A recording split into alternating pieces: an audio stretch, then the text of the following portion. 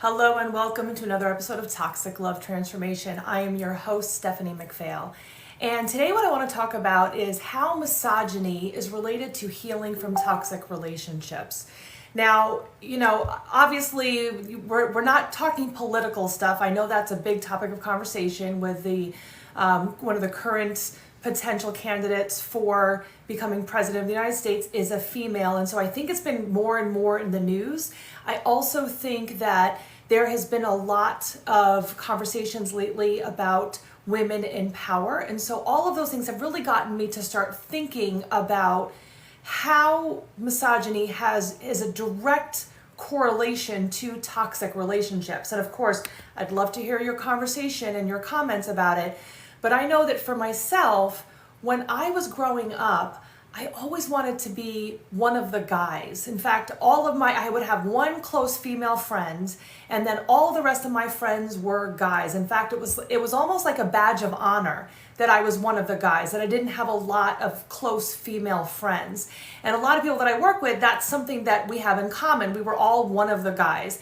And it was seen as like the reason why you don't want to be friends with other women because they're more petty, they're out to get you, they're all of these negative things. And it's interesting because I don't really know exactly where I learned that. I definitely, part of it could be issues with my mom. However, I'm one of three girls.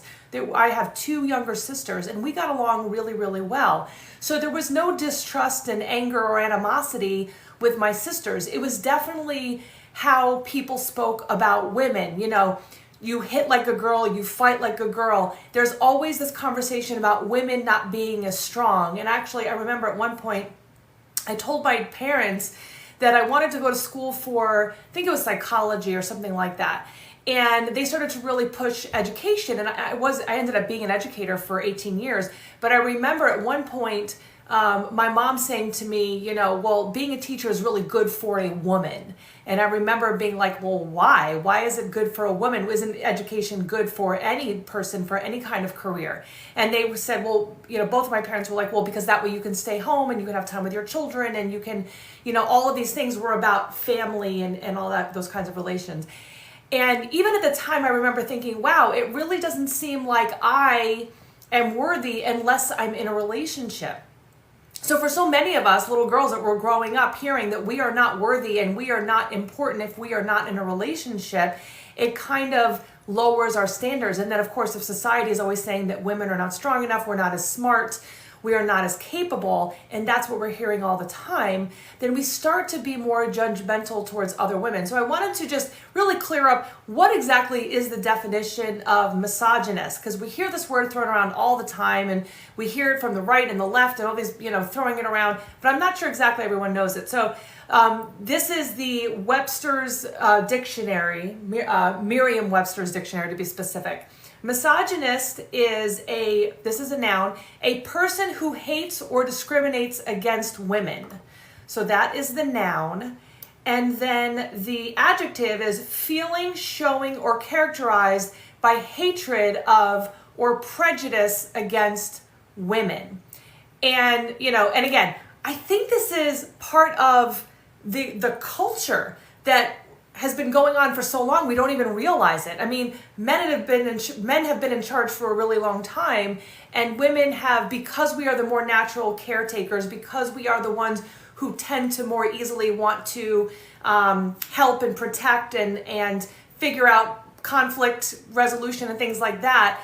We've allowed these things to happen, and I think in the past few years, that's been really, really turning around. But we have to start waking up to what that is. Because if we keep believing that women are evil, that if they are in power, that means they slept around. If they if they're single, they are not worthy. They're not important.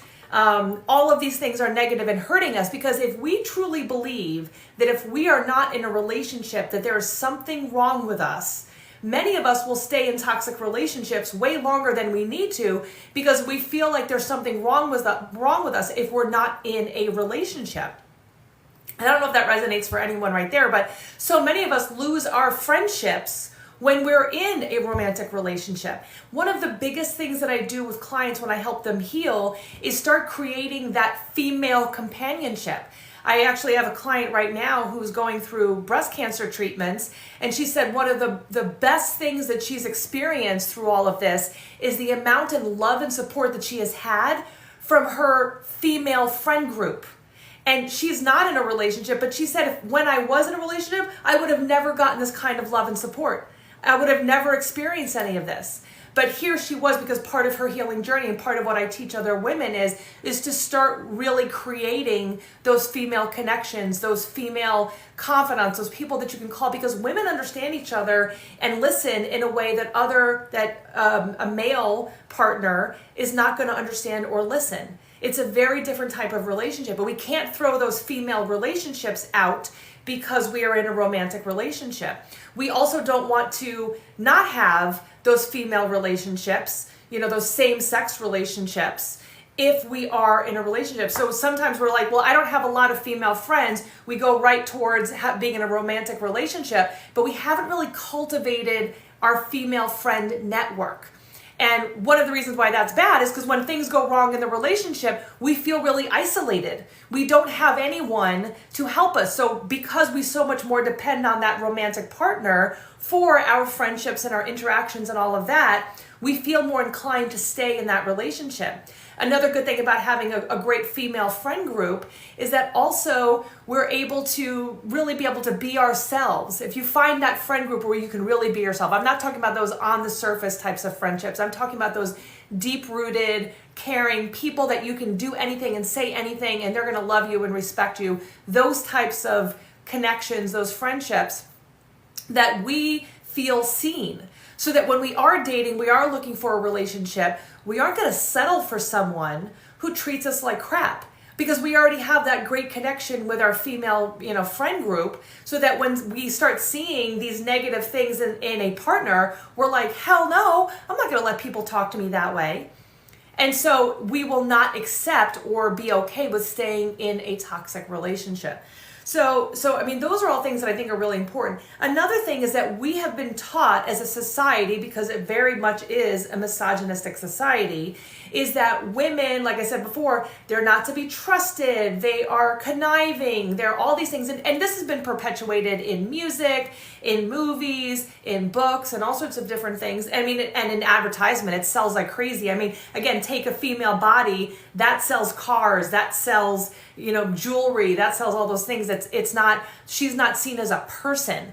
And, if men are taught that she's not allowed to have her own thoughts and feelings, when some guy meets a strong, independent woman, they are really thrown off by that. And those boys that are not used to having real conversations with real women that are thinking for themselves, they're going to try to push those women down. They want the arm candy. They don't really want a person with a personality. So that's what some of those men have been taught that haven't done their own work and haven't done their own healing and haven't looked at what some of that thought process is.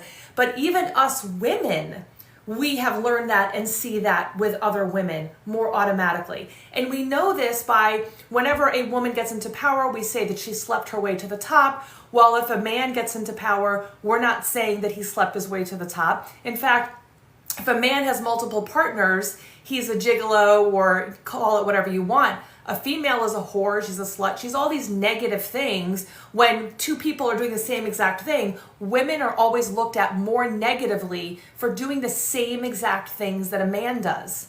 If a man has multiple marriages, that's not seen the same as a woman who has multiple marriages. It's a very different reaction depending on male or female. Another thing is that, and of course I said before, if a man is single, that's like a badge of honor. Like, look at him, he's single, good job. But if a female is single, that's looked at as something really negative. In fact, there's the single cat lady, or the perpetual single person. They're all seen as these single women. It seemed like, again, there's something wrong with them. Why wouldn't they want to be married? Why wouldn't they want to have the family? Why don't they want, or what did they do wrong? What's wrong with them for not being in a relationship? So again, very different ways of how we're looking at males versus females. And so again, how we belittle a female is very different from how a man is spoken about. So again, all those things that I just talked about is used to bring a female down, while with men, that's not his might be more of like finances or, you know, his ability to communicate or lead or things like that. But with women, it seems to always be about her sexuality, about her looks, about her being too opinionated. Those kinds of things are what, and again, if she's single or if she's had multiple long-term or short-term relationships, she is looked at negatively when, again, a man, on the other hand, is not. Now, one of the things that I think is so important is that when we are healing from toxic relationships, it is so important to look at our own beliefs about women. Of course, I know there might be men listening as well. Guys, I would put this for you. Look at your own beliefs about men and what you have been taught about men. But me as a female, I can say that for myself, I had to reconnect to my feminine side. I had to reconnect to my girlfriends. Actually, I remember when I was going through my first long-term relationship breakup. This was not my first marriage, but a long-term relationship that went south. I remember calling up some of my friends that I had from high school. I called up one of them, my friend Rebecca, and I said, hey, listen, I would like to really start reconnecting with you guys, you ladies. Let's start meeting once a week. So on every Wednesday, we met up and we had just like an hour. We had a weekly girls' night and we laughed until our stomachs hurt. It was such a breath of fresh air to be able to have those kinds of connections and have that kind of support from people who really knew and understood you. And that was part of my healing, was reconnecting with that friend group. And then as time went on, you know, I did get married, and I remembered kind of, again, pulling myself back again from my female friend group. They were still there. I did a little bit better with my first marriage than I did in that romantic relationship with my long-term boyfriend. Still connected with my female friends, but I also was so worried about them judging me and about not being good enough and all that kind of stuff that I didn't necessarily tell them all the things that were going on in my romantic relationship. So I still had that own block for me. Not that I didn't think they could be trusted. I was really worried about being judged. I was worried about what they would think about me as a person if I was going to tell them, hey, I'm in an abusive relationship. Like, things are really bad. I really felt like I had to put that front on. And since then, since getting that divorce and working on my own healing and helping other women heal, I mean, I say this all the time, if you would have told me 15 years ago that I would be someone who specifically helps women heal from toxic relationships, I wouldn't have believed you, number one, because I was terrible at creating healthy relationships, number one. And number two, I was the girl who was friends with all the guys. And so being the person that now is the one helping women connect with each other, again, I wouldn't have believed it 15 years ago, but it is such an important piece, because the more that we connect with other women, the more we heal ourselves. The more we look at, if we're comparing ourselves to other people, and if we're saying, oh, look at that girl, look at her butt, look at her makeup, look at how old she is with that guy, look at, when we have all these negative things that we're subconsciously saying, and I notice that even about myself. I'm not saying I'm perfect, but I notice that I'm doing it, and I'm like, oh, let me turn that around. Let me try to look at that from a different perspective, because it's a subconscious training that we've had for years and years and years to be trained to look negatively at other women and compare. And when we do that, we are hurting our own self-esteem. We're making ourselves feel bad, because part of our question is it true that I'm not good enough if I'm not in a relationship? Is it true that I am not lovable if I don't look a certain way, if I don't act a certain way? What is the way I'm supposed to act? If I'm too masculine, I'm not going to be able to find someone. If I'm too feminine, then they're going to have this other perception of me. And so all of the things, this people pleasing starts to really get activated when we are trying to fulfill the role that society has ingrained in us, as opposed to finding what our true nature is and what we want. So healing your own thoughts about women will help you to heal your relationships, because we will not accept toxicity in a relationship if we are not afraid to speak up for ourselves, if we're not afraid to be ourselves the raw, real versions of ourselves. Like I say all the time, let that weirdo flag fly. Stop trying to be everything to everyone and start really focusing on yourself and healing yourself. Not everybody's going to like you. That's okay. We're not meant to be liked by everybody. That's not how life works. But the more that you are authentically you, without worrying about everybody else, then you will have and attract more people that love you for who you are. That means your female friends, that means romantic relationships, all of that. Because we are not hating ourselves. If we don't like ourselves and we are not speaking nicely about ourselves and we don't believe that we are worthy of these good things, then we are going to allow these toxic types of people into our life. So the biggest thing that I really wanted to hopefully you'll walk away with from this is healing from toxic relationships really is directly related to healing from these misogynistic beliefs that have been portrayed about women. Find those people that you connect with. If you are in a relationship, go out there and search out for those people that resonate with you and who you are. Some other women. If you're a man, find a men's group. Create one if you need to. If you're a woman, create a woman's group. Okay? I want you to, both of you, all sexes, you should have your crew.